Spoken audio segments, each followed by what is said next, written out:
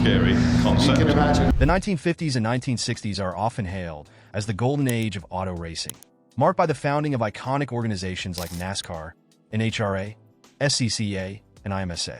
These bodies laid the groundwork for modern racing, with a lineup of cars like the Corvette, Camaro, Mustang, and the legendary Shelby Cobra, each powered by robust V8 engines, without computers, relying purely on raw power, small tires, and the skill of the driver. This era spawned many legendary rivalries, like Ford versus Ferrari, but few can match the enduring clash between Ford and Chevrolet. A legendary creation from this competition that's often overlooked is Ford's 7-liter V8 powered Battlebird race cars.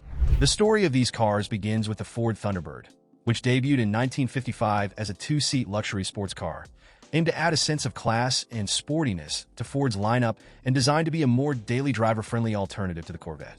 With various configurations of the Ford Y-Block V8, the Thunderbird delivered on its promise, outselling the Corvette by a stunning 23-1 in its debut year.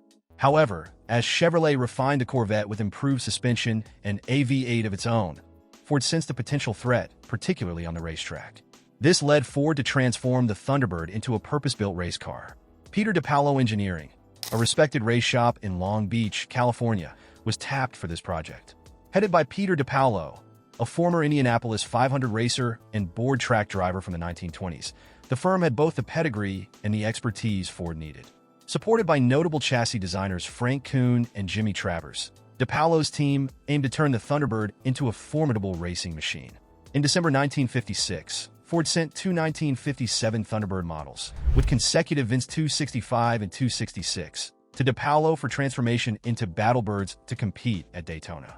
Later, two additional Thunderbirds joined the program, though these didn't follow the sequential VIN pattern.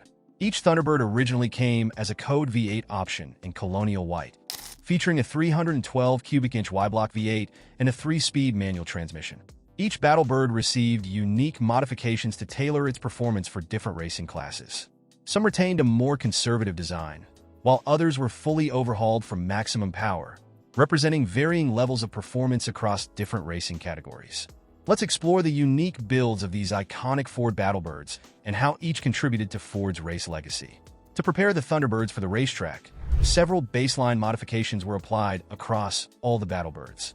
Each car received a stock car-style suspension with 2 shock absorbers per wheel, aluminum fin drum brakes, and lightweight Halibrand magnesium wheels wrapped in Firestone racing tires.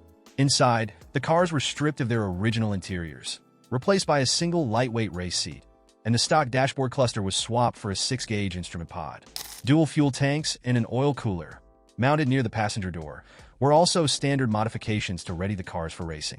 The first Thunderbird, with VIN 265, retained the most stock features, as it was intended for the stock sports car racing class at Daytona Beach, which required minimal deviations from the original design. Its 312 cubic inch Y-Block V8 engine was given a power boost with the addition of a supercharger, making it a powerhouse despite its comparatively subtle modifications. Suspension and brake enhancements were added to handle the increased power and weight from the supercharger. The second car, VIN 266, was the first of the heavily modified Battlebirds, tailored for the experimental and modified sports car class. It also featured a built 312 V8, but this engine was set 6 inches further back in the engine bay for improved weight distribution and equipped with mechanical fuel injection. Paired with a 4-speed Jaguar transmission and a quick-change rear end, this Battlebird had extensive suspension and brake upgrades. Essentially, while VIN 265 was the more stock version, VIN 266 was an advanced performance version of the Thunderbird, making it a truly competitive car. The third Thunderbird closely resembled the second, but was powered by a modified 430 cubic inch Lincoln V8, built by Travers to produce an estimated 400 horsepower. This and the other heavily modified Thunderbirds received extensive body alterations to improve their power-to-weight ratio. Craftsman Dwight Clayton and Dick Troutman replaced several steel panels with lightweight aluminum, including the doors, hood, trunk lid, firewalls, belly pan, headlight and taillight housings, side vents, and passenger tonneau cover. For better aerodynamics, a streamlined head fairing was added, and the windshield was replaced with plexiglass. The third and fourth Battlebirds also had upgrades to the chassis, including a revised cross member made of lightweight tubing and reinforced torque boxes to maintain rigidity. Holes were drilled in the frame rails to shed a few extra pounds, bringing these Thunderbirds closer to the ideal race weight.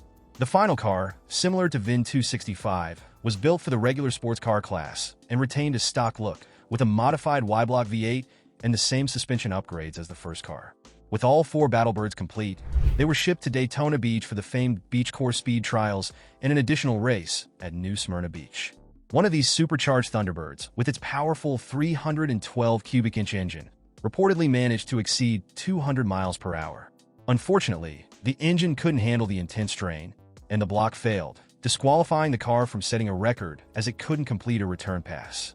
At the airport race in New Smyrna, stock car driver Marvin Panch piloted another Battlebird, finishing in second place just behind Carroll Shelby in his 4.9L Ferrari 410 Sport. The Battlebirds showed incredible promise, but their story took a tragic turn. Shortly after completing the final test runs, the Automobile Manufacturers Association issued a directive for its members to withdraw from all racing events in 1957. This mandate made the Battlebirds obsolete before they could have a proper chance at competition. Ford decided to sell the 2 heavily modified cars, as they couldn't be converted back to street versions, while the other 2 were restored to stock. Andy Houghton of Dearborn Steel Tubing Company, a longtime Ford collaborator, purchased the modified Battlebirds along with Ford's racing transport truck and trailer. These Thunderbirds raced around the Midwest, often finishing ahead of Corvettes in privateer races. The 430 cubic inch Lincoln-powered Battlebird was ultimately destroyed, but the second, with VIN 266, found its way into the hands of racing legend Parnelli Jones before eventually being displayed at the 1978 CDCI convention and then put into storage. In 1992, the 266 Battlebird was bought by Robert Bochel, who restored it and showcased it at the ACA Museum in Hershey, Pennsylvania. The car was last sold for $280,000 at the 2010 Sports and Classics of Monterey auction, a price that seems modest compared to today's valuations of such historic racing legends. The Battlebirds remain a compelling footnote in American motorsport. While their time in the limelight was short, their legacy influenced the performance sports cars that followed. If you're ever fortunate enough to see one of these rare machines, or a replica, take a moment to appreciate the ambition behind their creation and imagine what might have been if Ford had continued its quest for speed with these Corvette-battling Thunderbirds. Thank you for watching this episode of Rare Cars Revival. If you enjoyed this video, please like, share, and subscribe to the channel, and hit the notification bell for more documentaries on some of the world's most fascinating cars. Until next time, enthusiasts,